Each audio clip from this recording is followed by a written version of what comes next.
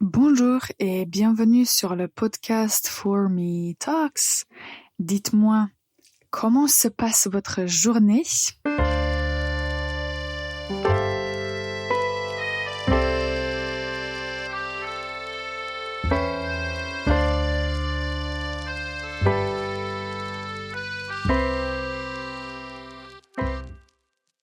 Bonjour et bienvenue pour ce nouvel épisode du podcast For Me Talks, le podcast pour les apprenants de la langue française.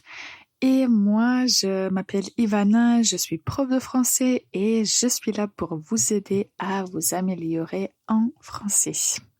Alors aujourd'hui, j'ai décidé de traiter un sujet, je dirais plutôt vocabulaire ou bien grammaire, parce que cette question m'a été posée beaucoup de fois et je veux essayer de clarifier l'usage de ces mots. Ce n'est pas toujours évident. En français, on essaye toujours d'expliquer toutes les choses et de trouver la logique dans les expressions et les mots qu'on utilise, mais parfois, ce sont vraiment des nuances, donc vous devez vraiment, disons, écouter le français le plus possible et essayer de travailler sur votre sentiment de la langue. C'est bizarre de le dire comme ça, mais quand vous apprenez le français aussi bien, vous allez voir que certaines choses vous allez dire, peut-être que vous n'allez pas pouvoir expliquer pourquoi vous avez dit ça, mais vous allez être sûr d'avoir dit ou utilisé un mot proprement. Mais aujourd'hui, on va essayer d'expliquer des choses. Avant ça, je vous donne la faute de la semaine. Écoutez bien la phrase. Il est matin et je dis bon matin. Bon matin. Quelle est la faute? En fait, la faute, c'est que en France, on ne va jamais dire bon matin. Ça n'existe pas.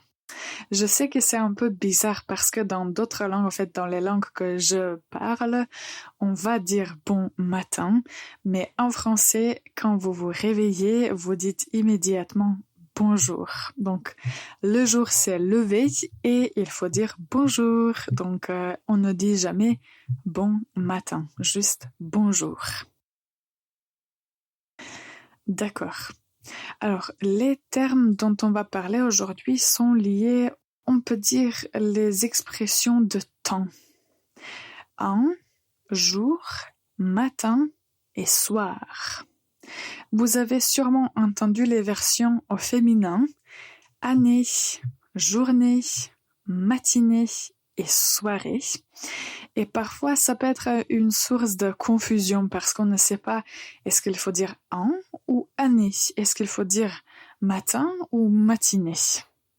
Aujourd'hui, on va essayer d'expliquer la différence et j'espère qu'après cet épisode, vous allez mieux comprendre dans quel contexte utiliser, on peut dire, une version et dans quel contexte utiliser l'autre version. On va commencer par les formes au masculin, comme jour, matin, soir et an. D'habitude, quand on utilise ces termes, on parle d'une unité simple de temps. Donc, par exemple, on peut dire j'habite ici depuis 5 ans. Donc, ça veut dire une période de temps. C'est une simple unité de temps et c'est tout. J'habite ici depuis 5 ans. Ou bien vous pouvez dire elle travaille chaque matin. Chaque matin, elle travaille. Quand il y a une référence claire à une unité de temps, ou bien quand vous avez un chiffre, quand il y a un numéro, d'habitude vous allez utiliser ces versions, donc 3 ans, 18 ans, 30 ans, c'est toujours an. Et il y a des personnes qui disent 3 années, mais en fait, ce n'est pas correct. Donc, à chaque fois qu'il y a un numéro, mieux vaut utiliser la version au masculin et dire 3 jours, 3 ans, etc. Quand il s'agit des termes qui sont, on peut dire, plus longs, comme année, journée, matinée et soirée, ici on peut dire qu'on insiste sur la durée ou la qualité de quelque chose qu'on a fait. Donc on peut dire pendant la première année, j'ai beaucoup étudié. Pendant la première année. Donc ça veut dire on peut en fait sentir qu'il y a une durée et on utilise le terme année. Pendant la première année. Ou bien on peut dire j'ai écouté de la musique toute la journée. Toute la journée. Donc là aussi on insiste sur la durée. Et pour cette raison, on va utiliser journée, toute la journée. Donc, on peut dire que les termes qui sont courts, on utilise avec un chiffre et quand il y a une référence claire à une unité de temps. Et de l'autre côté, les termes qui sont plus longs, on va les utiliser pour parler de la durée ou bien d'une expérience, d'un événement. J'espère que cette différence est clair. Maintenant, on va faire une toute petite pause et je vais vous donner quelques règles générales et quelques exceptions, bien sûr, parce que les exceptions sont toujours là et font partie de la langue française. Restez avec nous, on revient dans un instant. This podcast, For Me Talks, is sponsored by For Me Languages, an online language school. To book your first class, check out the website www.formelanguages.com. Bonjour et bienvenue encore une fois pour ce nouvel épisode du podcast For Me Talks. Aujourd'hui, on essaye de clarifier quand il faut utiliser an et quand il faut utiliser année, jour, journée, matin, matinée, soir, soirée. Et je vais vous donner quelques règles générales. Bien sûr, comme vous savez qu'en français, il y a toujours des exceptions. Dans certaines situations, peut-être que ça ne va pas être le cas d'utiliser les expressions comme on va l'indiquer ici. Mais si vous connaissez ces règles générales et comme j'ai dit, si vous écoutez le français régulièrement, vous allez pouvoir, disons, avoir un sentiment quand il faut utiliser quelle expression. Donc, la règle générale pour les termes masculins, c'est on les utilise avec les chiffres. Donc, 5 jours, 10 ans, toujours quand il y a un chiffre, mieux vaut utiliser le terme masculin, le terme qui est plus court. Quand il y a les adverbes de temps comme hier, demain, il faut aussi utiliser ces versions courtes. Donc, on peut dire hier matin, j'ai eu beaucoup de travail ou j'ai travaillé beaucoup. Hier matin, par exemple. Ou nous allons partir en voyage demain soir. Donc, avec les adverbes de temps, on utilise les versions courtes. Et la troisième règle générale, c'est qu'on les utilise avec les adjectifs démonstratifs. Donc, ce sont les adjectifs ce, cette, mais dans notre cas, on va toujours utiliser ce. Donc, on va dire ce jour ou ce matin. Par exemple, ce matin, j'ai beaucoup de choses à faire. Donc, à mémoriser chiffres, adverbes de temps et les adjectifs démonstratifs. Dans ces situations, en général, on va utiliser les formes courtes, les termes en fait masculins. Quand il s'agit des termes féminins, d'habitude, on va les utiliser avec les adjectifs interrogatifs, mais ce n'est pas toujours le cas. On peut dire que c'est d'habitude, en général. Quelle journée? Tu pars quelle journée? tu pars quelle journée en vacances, par exemple. Mais vous savez aussi qu'on peut dire quel jour sommes-nous aujourd'hui. Mais ici, quand on dit quel jour sommes-nous, c'est une unité de temps. Donc, on n'insiste pas sur la durée. Quand on utilise les adjectifs descriptifs, on va utiliser la forme au féminin. On peut dire par exemple « passer une belle soirée » ou bien vous pouvez dire « bonne soirée » ou « bonne journée ».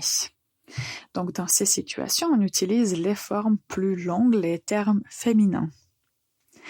Et quand on utilise les expressions de durée, on va aussi utiliser les formes au féminin.